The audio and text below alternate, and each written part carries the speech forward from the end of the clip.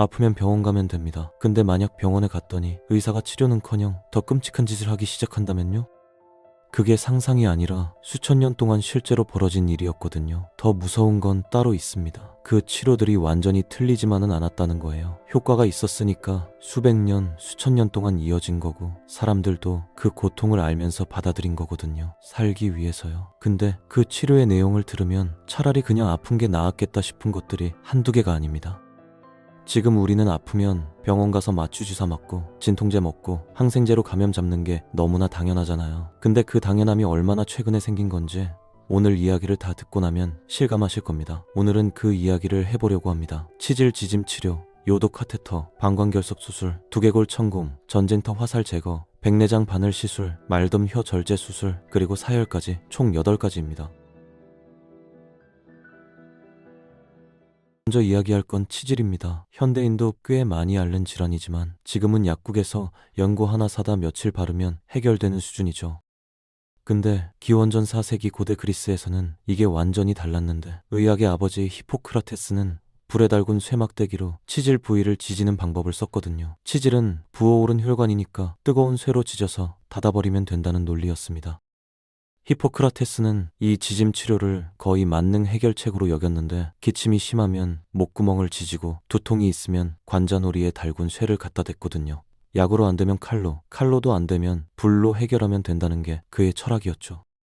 문제는 항문 부위에 이걸 적용하면 달군 쇠가 피부에 달라붙어 뜯겨나가는 경우가 많았고 반대로 온도가 낮으면 지지는 효과는 없고 화상만 남는 최악의 결과도 있었습니다. 솔직히 그 부위에 달군 쇠막대를 들이댄다는 것 자체가 상상만 해도 이미 충분히 끔찍하죠. 더 웃긴 건 따로 있는데 치료받은 환자들이 안 나았다고 말을 못했다는 거예요. 그 말을 하는 순간 똑같은 치료를 또 받아야 했으니까요. 그래서 전혀 낫지 않았는데도 네, 많이 좋아졌습니다 라고 거짓말한 기록이 실제로 남아있거든요. 충분히 이해가 되는 거짓말이죠. 사실 히포크라테스 본인도 치료 성공률을 정확하게 파악하기 어려웠을 겁니다.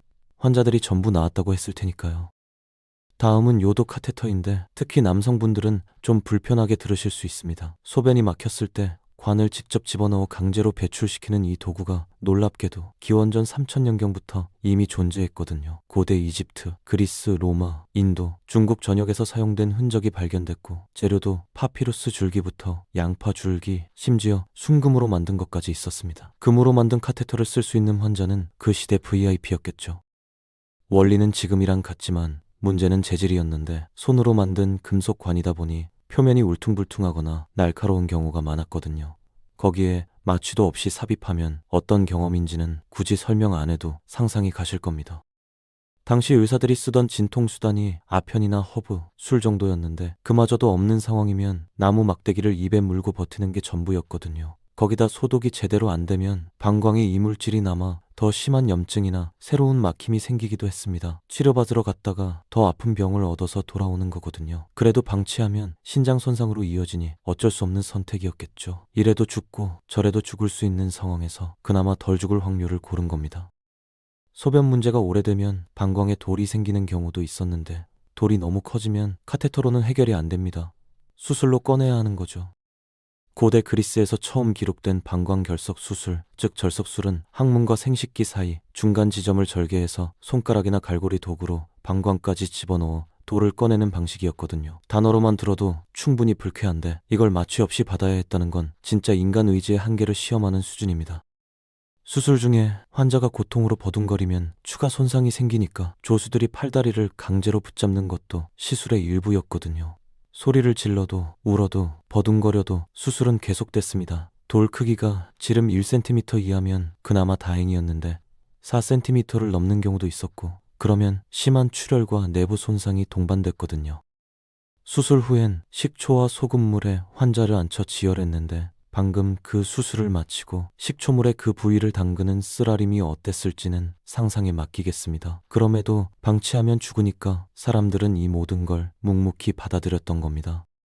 두개골에 구멍을 뚫는 수술은 인류 역사에서 가장 오래된 수술 중 하나인데 신석기 시대부터 전 세계에서 흔적이 발견됩니다. 심한 두통이나 두개골 내부 압력 문제를 해결하려는 목적도 있었지만 일부 고대 사회에서는 악령이 머릿속에 갇혀 있다는 믿음으로 구멍을 뚫기도 했거든요. 방법은 네 가지였는데 격자 모양으로 홈을 파서 조각을 떼어내거나 표면을 긁어내거나 원통형 톱날로 도려내거나 촘촘하게 작은 구멍들을 뚫어 연결하는 방식이었습니다. 어떤 방법이든 공통점은 오래 걸리고 고통스럽다는 거였는데 뇌를 건드리면 즉사하니까 최대한 천천히 진행해야 했거든요.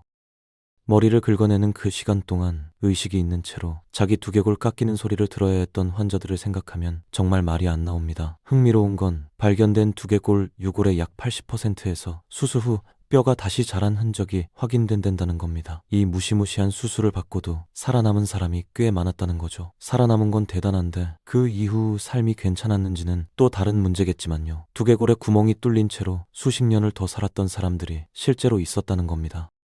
전쟁터 이야기로 넘어가면 수년간 훈련한 병사가 전장에서 화살 한 방에 쓰러지는 상황을 생각해보세요. 군의관이 나타났는데 사실 그 다음이 더 문제였거든요. 당시 화살촉 대부분은 역방향 가시가 달려 있어서 그냥 당기면 내부 조직이 전부 찢겨나가는 구조였습니다. 살리려고 만든 게 아니라 확실하게 죽이려고 만든 설계거든요. 상처가 얕으면 그냥 잡아뜯고 흙을 문지르는 게 치료였지만 깊이 박혀 있으면 얘기가 달라졌거든요.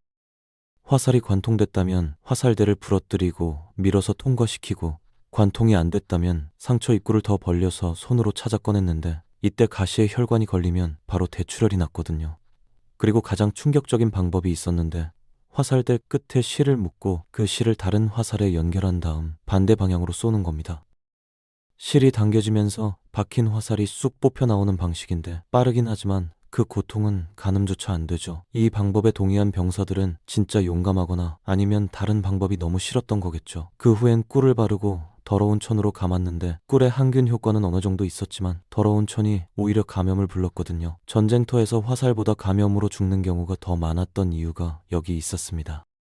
백내장 치료 이야기는 눈 관련 내용이라 불편하실 수도 있는데 기원전 6세기 고대 인도 의학자 수슈르타는 구부러진 바늘을 눈에 직접 찔러 넣어서 흐려진 수정체를 시야 경로 밖으로 밀어내는 방식을 사용했습니다. 수정체를 제거하는 게 아니라 옆으로 밀어내는 거였는데 눈을 뜬 채로 바늘이 들어오는 걸 인식하면서 버텨야 하는 상황이거든요. 수슈르타는 당시 기준으로 위생관념이 상당히 앞선 의사였거든요.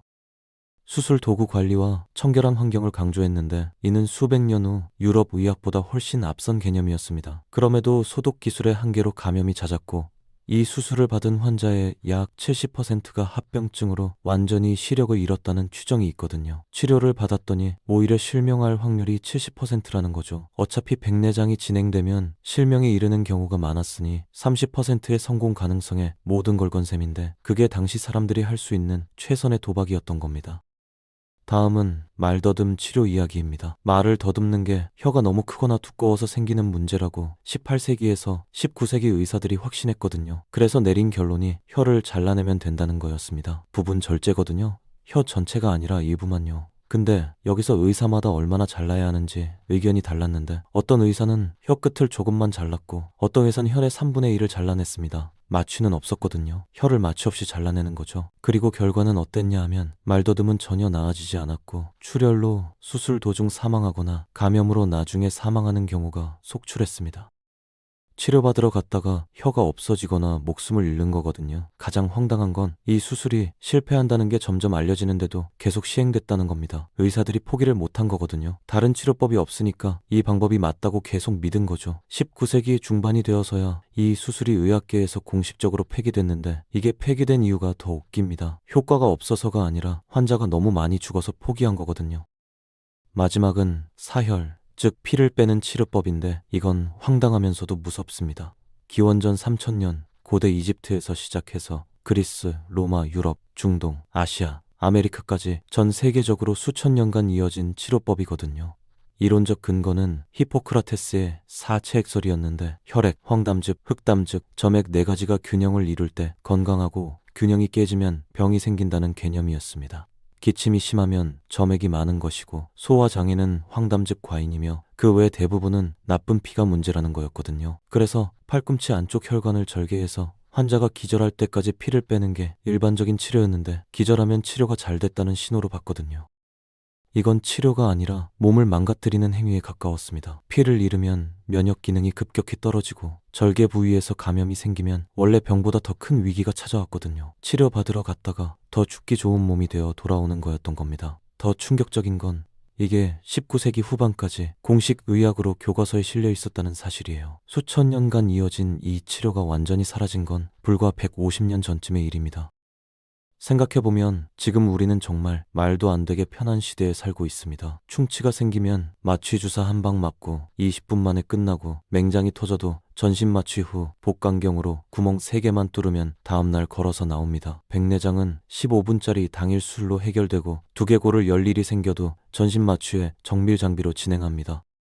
고통을 최소화하면서 치료하는 게 지금은 당연한 얘기가 됐거든요. 오늘 소개한 치료들을 받았던 사람들 입장에서 보면 지금 우리가 누리는 이 당연한 것들이 그들에게는 평생 꿈도 못 꿀 일이었습니다. 다음에 병원 가기 싫다는 생각이 들면 그냥 가세요. 달군 쇠막대기 들고 기다리는 히포라테스보다는 훨씬 나을 테니까요.